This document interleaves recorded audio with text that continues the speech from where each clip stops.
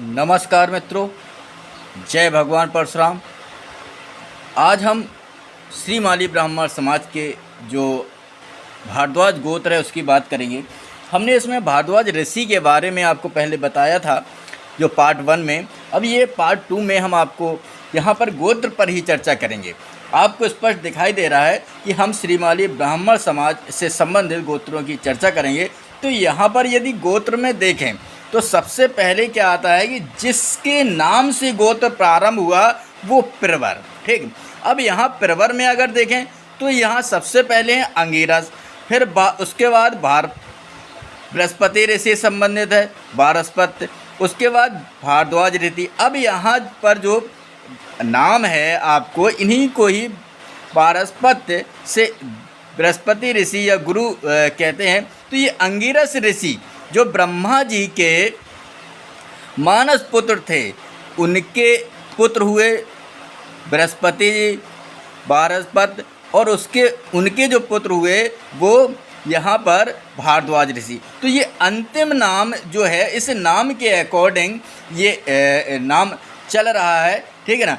जैसे आपने कोर्ट में भी देखा होगा तो जो लास्ट वाला नाम होता है उसी के नाम के आगे से या पहला जो नाम है उसके नाम के आगे से और फिर अन्न हो जाता है। तो यहाँ पर जो प्रवर हैं तो यहाँ पर 3 आपको दिखाई दे रहे हैं। अब ये जो 3 प्रवर हैं, इन 3 प्रवरों का संबंध तीनों वेद से है। अब यहाँ पर जो अंगिरस ऋषि का देखें तो ये शाखा अंगिरस ऋषि संबंधित जो शाखा है ऋग्वेद, यजुर्वेद, सामवेद, अथर्ववेद, अलग अलग 4 वेद। हालांकि ये अथर्ववेद बाद में जोड़ दिया गया इसका, ये 3, क्योंकि आप जब भी किसी स्मृति किसी भी प्राचीन ग्रंथ में तो वहाँ 3 वेदों का ही वर्णन है, चौथा का बाद में आया। तो यहाँ पर जो ऋग्वेद की तरफ अगर हम चलें तो ऋग्वेद का संबंध यहाँ ऋग्वैदिक कालीन जो ऋषि की आप बात करेंगे अंगिरस ऋषि, और अंगिरस ऋषि के बाद अगर आप चलेंगे तो यहाँ पर ये जो बृहस्पति हैं यजुर्वेद, इससे मतलब है कि यहाँ पर ये यजुर्वेदी शाखा आ गई। उसके बाद फिर ये सामवेदी शाखा आ गई। तो इन वेदों का अब ये अलग बात है कि भारद्वाज ऋषि, क्योंकि भारद्वाज ऋषि से संबंधित यहाँ 3 वेद पहले से ही थे। तो इससे बाद अगर हम देखें तो यहाँ पर ये चौथा वेद भी निकल के इसके बाद के जो लोग रहे होंगे वो इससे रिलेटेड हो जाएंगे। अब यहाँ पर जैसे ऋग्वेद है तो ऋग्वेद की जो शाखा है आश्वलायनी। अब हम ऋग्वेद पर अगर चर्चा करें तो ऋग्वेद की 5 संहिताएं और 21 शाखाएं थीं। यहाँ शाखाओं का मतलब है जो ऋषि हुए उनकी जो परंपरा चली वो शाखाएं हैं। तो यहाँ पर एक शाखा वर्तमान में आश्वलायनी ही मौजूद है, बाकी 20 शाखाएं और 4 संहिताएं कहाँ चली गईं ये एक अन्य विषय है। ये संहिताएं और जो शाखाएं हैं ये अधिकतर आक्रमणकारियों द्वारा नष्ट हो गई। अब यहाँ पर जो यजुर्वेदी शाखा की तरफ चलेंगे मध्यानंदिनी है, यहाँ सामवेद की तरफ चलेंगे कौतमी है। हालांकि ये शाखाएं आगे भी बढ़ती। तो यहाँ पर ऋग्वेद, अंगिरस, आश्वलायनी, यजुर्वेद, बारहस्पत्य, मध्यानंदिनी और सामवेद, भारद्वाज और कौतमी ऐसे चलेंगे। यहाँ पर जो चौथी ये आपको देखा रही है स्वांतरायणी, ये अथर्ववेद से संबंधित शाखा, ये बाद की।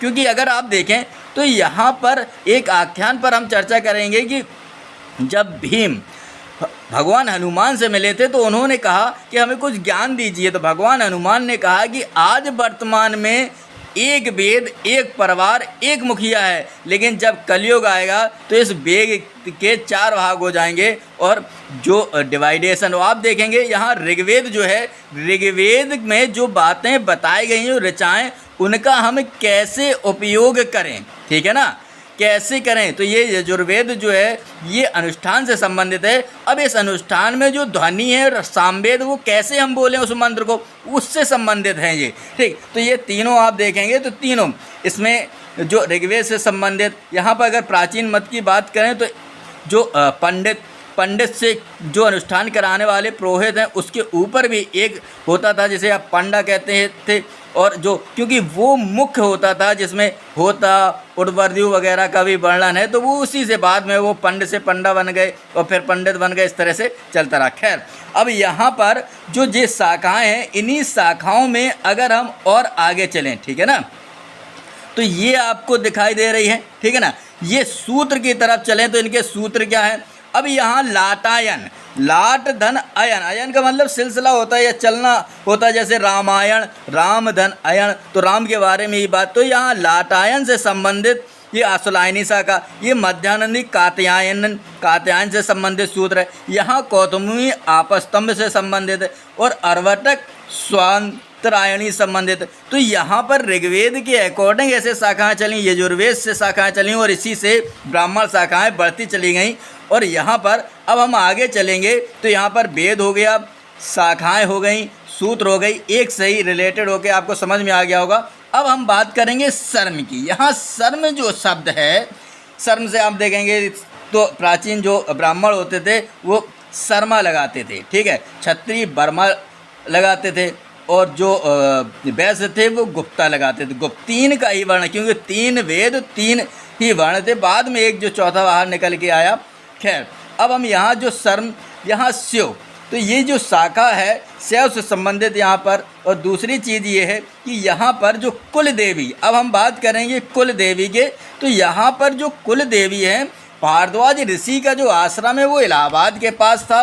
इलाहाबाद के पास ही देवी बंदुकचुड़ी की, इनको बंधु देवी भी कहा जा सकता है, मित्र की तरह से। इस पर जो श्रीमाल पुराण है, श्रीमाल पुराण में इससे संबंधित 110 पेज पर इसकी एक कथा है कि यहाँ पर श्रीमाल पुराण में इसके बारे में बताया गया है कि बंधु देवी जो थी, बंदुकचुड़ी देवी, उन्होंने कैसे भारद्वाज ऋषि के आश्रम में दर्शन दिए और वहाँ से फिर ये कुल देवी से संबंधित हुई। अब यहाँ भारद्वाज ऋषि को कोड किया गया है, इसलिए इस गोत्र का नाम भारद्वाज गोत्र है, क्योंकि यहाँ से ही श्रृंखला ये प्रारंभ हुई।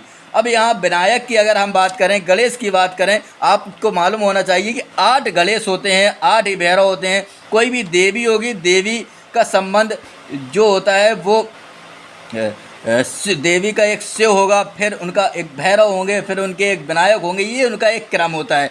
तो यहाँ पर विनायक, उसके बाद हम बात करेंगे तो यहाँ पर जो शिव हैं वो 9 लक्षेश्वर हैं। 9 लक्षेश्वर जो शिव हैं वो खामी रोड भीनमाल में, श्रीमाली ब्राह्मणों के जो यहाँ पर कोड करने वाली बात है, खामी रोड भीनमाल में हमने आपको एक श्रीमाल पदम जो श्रीमाली ब्राह्मण की जो महान हम कहें पुस्तक है, जो पत्रिका चलती है श्रीमाली संदेश, उसके माध्यम से यहाँ पर बताया गया, उस पर हमने आपको एक वीडियो डाल दिया है, उसकी आप जा सकते हैं।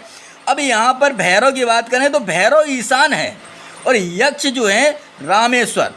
तो यहाँ पर देव, यक्ष, गंधर्व इस तरह से क्रम है। तो यक्ष जो है रामेश्वर, क्योंकि यक्ष जो होते देवताओं से थोड़ा सा निम्न स्तर के माने जाते हैं। तो यहाँ पर ये हमने आपको बताया कि कैसे ये क्रम एक चलता है और कैसे कैसे देवी से होते हुए यहाँ पर वेद, शाखा, फिर सूत्र और फिर शर्म, कुल। यहाँ पर काल क्रम के हिसाब से जैसे जैसे ऋग्वेद, सतयुग, द्वापर, त्रेता, इस तरह से जैसे जैसे चलते चले गए और वैसे वैसे शाखाएं बढ़ती चली गईं, वैसे ही यहाँ पर ऋग्वेदिक कालीन अति प्राचीन शाखा है, उसके बाद यजुर्वेदी आई, फिर सामवेदी आई।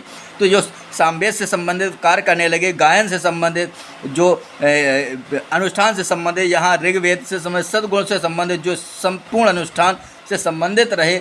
अब यहाँ पर हमने आपको बंदुकचुड़ी, कानपुर क्षेत्र आसपास कुछ स्थानों पर बंदी देवी का मंदिर हमें प्राप्त हुआ है, लेकिन कन्फर्म ये नहीं कहा जा सकता है कि वो बंदी देवी बंदुकचुड़ी हैं या नहीं है, ठीक।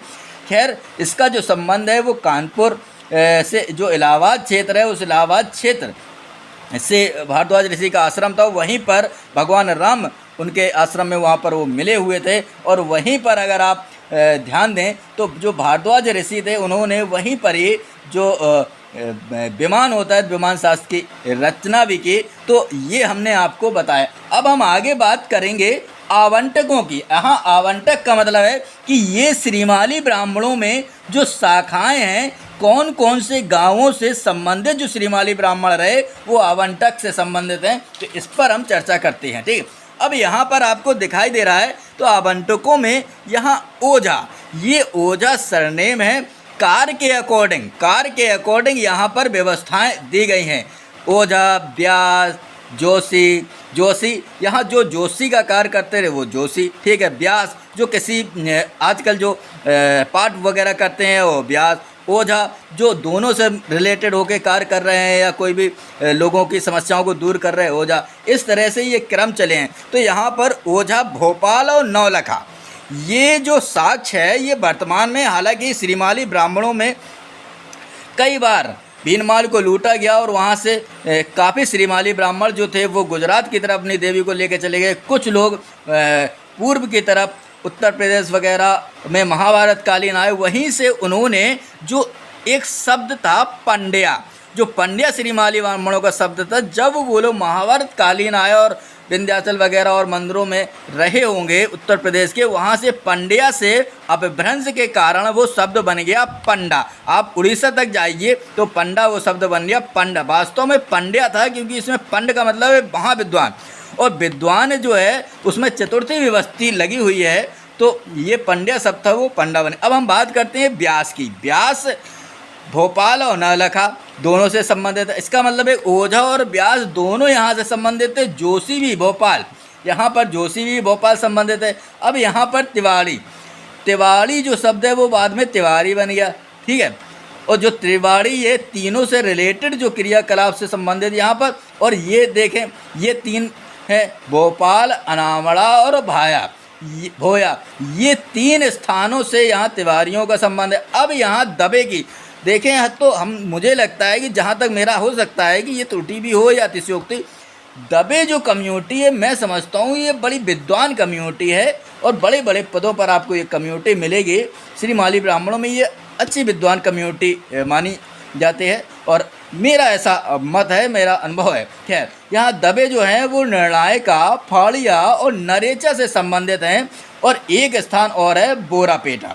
तो ये उस समय के वो स्थान है जहाँ से श्रीमाली ब्राह्मण बसे और उससे संबंधित, क्योंकि ये जो चीज़ें हैं गोद वगैरह और ये सरनेम वगैरह ये 4वीं शताब्दी के आसपास से प्रारंभ होते हैं। यहाँ श्रीमाल पुराण का अगर कालक्रम देखें तो 1ली सदी से लेकर 4वीं सदी के आसपास का वो दिखाई देता है। फिर उसमें कुछ चीज़ें 8वीं सदी में भी जोड़ी गई हैं। तो ये भारद्वाज गोत्र, श्रीमाली ब्राह्मणों से संबंधित भारद्वाज गोत्र की हमने बात की कि इसमें श्रीमाली ब्राह्मणों से संबंधित आज भी श्रीमाली ब्राह्मणों में जो भोजराज द्विवेदी वगैरह जी हैं, आप उनका तो उनके द्वारा की हुई भारत में जो आध्यात्मिक क्रियाएं हैं, जैसे आध्यात्मिक क्रियाएं, अनुष्ठान और जो विपरीत, अब प्रत्यंगरा की बात करें, प्रत्यंगरा का मेरे अनुभव में प्रत्यंगरा का मतलब है कि उल्टा कर देना, किसी भी क्रियाकलाप को बदल देना या काट कर देना, और इसमें अंगिरा शब्द लगा हुआ है।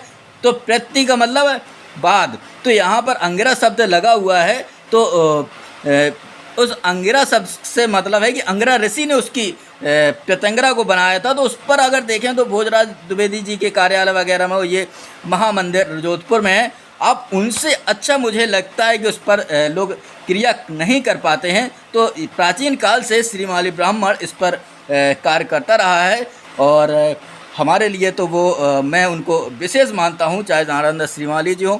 तो यहाँ पर भारद्वाज गोत्र से संबंधित श्रीमाली ब्राह्मणों के बारे में हमने आज चर्चा की। यदि इसमें कोई त्रुटि रह गई है या आप सुझाव देना चाहते हैं तो हमसे सीधे संपर्क कर सकते हैं, या सुझाव कमेंट बॉक्स में डालें, हम आपसे संपर्क कर लेंगे। धन्यवाद।